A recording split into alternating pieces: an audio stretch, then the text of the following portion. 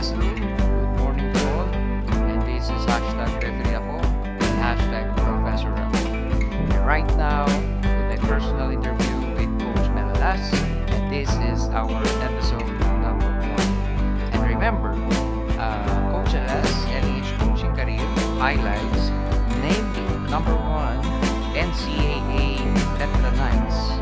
The second is NCAA Adelson Soaring Falcons, the PBA Philippines Field Master, and Officer of Sports and Game Regulation at By the way, this kind of interview is unstructured and situational. Training sa referee, itong first day ng Ligas na. Actually first time kong na-experience yung ganitong klase ng training sa referees eh. Kasi ito si Sir Ogie Bernardo kasi PBA referee na to, retire na siya. Itong huling drill na ginawa niya is siya ang gumawa niya drill na yan eh, para matulungan niya ang mga referees na yung mga dating referee at saka yung nag-a-aspire ngayon na maging referees ulit. So, sa ganito kasi, mapa-referees or kung coach ka, magtuturo ka ng ano, ang nagiging problema kasi dyan is yung memory ng mga referees. Minsan kasi yung katulad ng sinabi niya kanina, ano ba yung pinakamagandang dapat matutunan muna ng mga referees. Actually, yun din yung sinasabi ko sa mga players.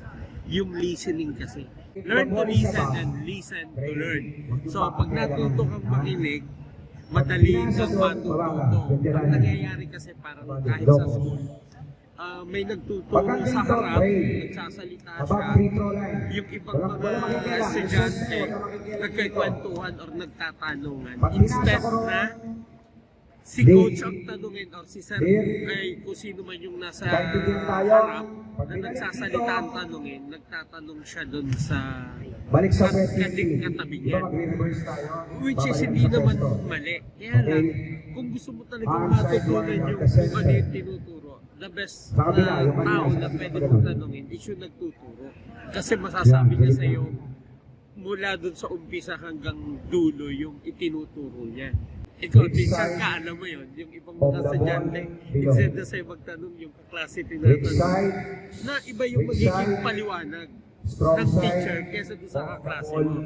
So, kung sino yung nagtuturo, dapat yun yung tinatanong. Hindi yung kadikit, at saka nagsasalita pa, may nagsasalita sa harap. Pag nag-usap kayong dalawa, may sinasabi siya na hindi nyo naintindihan kasi nag-uusap na kayo. So, the best thing talaga na gawin mo is makinig ka muna.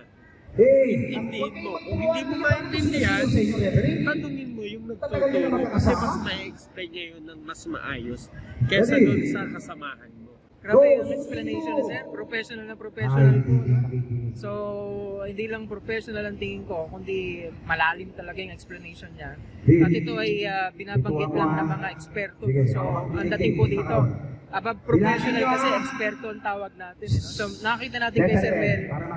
Okay, eksperto po bilang isang coach. Balikin nyo, letter N. Thank you, sir.